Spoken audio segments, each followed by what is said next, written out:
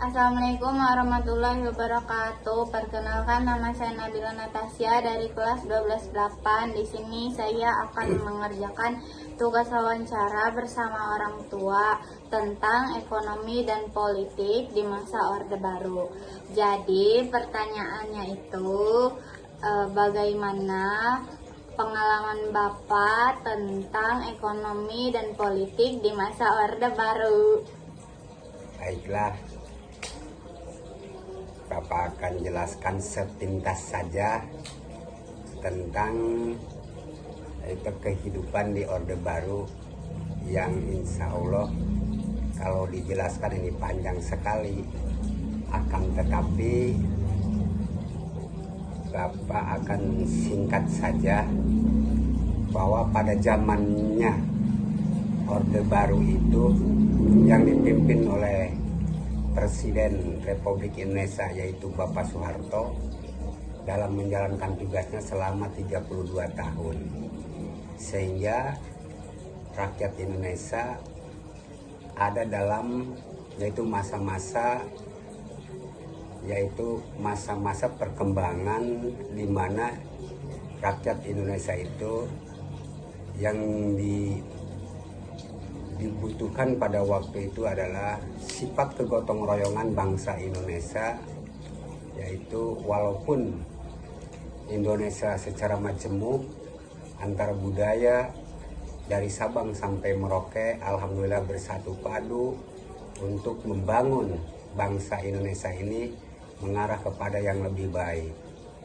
Adapun pemerintah Indonesia pada zaman itu yaitu Bapak Soeharto itu mencanangkan di mana Indonesia itu dalam 5 tahun sekali itu merencanakan yang dinamakan repelita.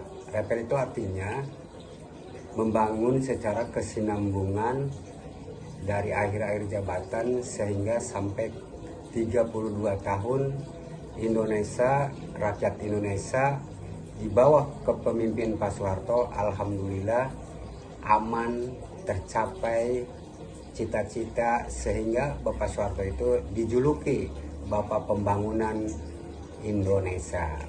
Dan sekaligus bahwa bangsa Indonesia pada zaman Orde Baru itu dalam kemajuan pembangunan alhamdulillah baik pembangunan maupun ekonominya bangsa Indonesia secara bertahap memahami dalam aspek yaitu politik budaya Indonesia, sehingga bangsa Indonesia itu nyaman di bawah kekuasaan Bapak Soeharto.